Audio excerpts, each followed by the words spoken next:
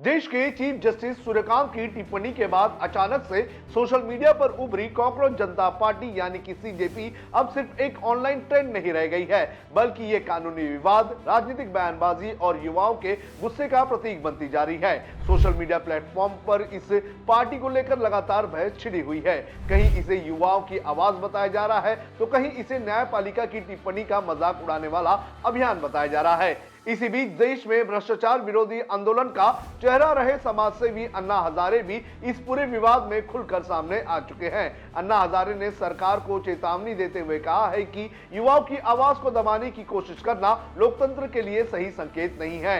इतना ही नहीं, उन्होंने कॉकरोच जनता पार्टी के पीछे खड़े युवाओं की भावनाओं को समझने की अपील भी की है। आइए आपको इस वीडियो में बताते हैं कि अन्ना हजारे ने किस तरह से सीजेपी का समर्थन किया है। नमस्कार, आप देख रहे हैं लोकमत हिंदी। मेरा नाम है सुन कनौजिया। सबसे पहले आपको बताते हैं कि अन्ना हजारे ने सरकार को कैसे चेताया है। कॉकरोच जनता पार्टी को लेकर बढ़ते विवाद के बीच रविवार को अन्ना हजारे ने पहली बार खुलकर अपनी प्रतिक्रिया दी। उन्होंने कहा कि देश का युवा आज सिस्टम से नाराज है और उसी नाराजगी का एक रूप सोशल मीडिया पर दिखाई दे रहा है। अन्ना ने कहा कि हो सकता है कि कॉकरोच जनता पार्टी नाम सुनने में अजीब लगे, लेकिन किसी भी आंदोलन या मुहिम के पीछे की भावनाओं को समझना बेहद ज्यादा जरूरी होता है। उन्होंने कहा कि देश के करोड़ों युवा इस समय बेरोजगारी, भ्रष्टाचार और व्यवस्था से परेशान है।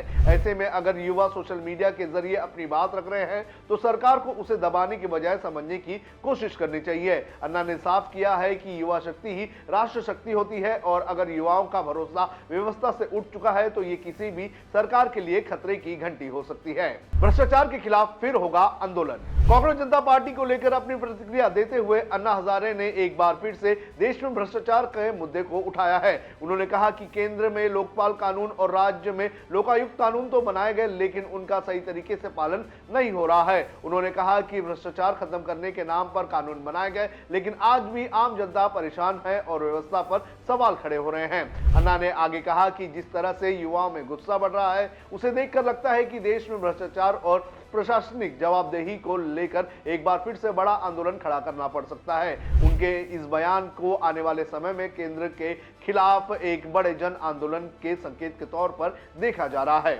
अब आपको बताते हैं कौन है सीजेपी फाउंडर अभिजीत दिपके।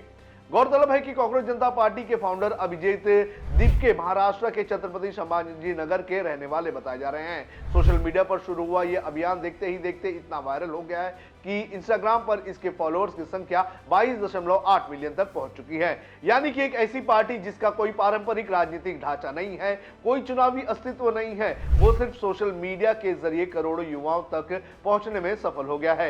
यही वजह है कि अब यह मामला सिर्फ इंटरनेट मीम या व्यंग तक सीमित नहीं रह गया है, बल्कि इसे राजनीतिक असंतोष के रूप में भी देखा जा रहा है। इंस्टाग्राम पर बीजेपी से आगे निकली सीजेपी। कॉकरोच जनता पार्टी को लेकर सबसे ज्यादा चर्चा इसके सोशल मीडिया प्रभाव को लेकर हो रही है। इंस्टाग्राम पर सीजेपी के फॉलोअर्स की संख्या इतनी तेजी से बढ़ी है कि ये देश की सत्ताधारी पार्टी भारतीय जनता पार्टी यानी कि बीजेपी के ऑफिशियल अकाउंट से भी आगे निकल चुकी है। युवाओं के बीच इस पार्टी की लोकप्रियता को देखकर राजनीतिक विश्लेषक भी हैरान हैं। सोशल मीडिया पर मीम, वीडियो और व्यंग्यात्मक पोस्ट के जरिए यह अभियान लगातार वायरल हो रहा है।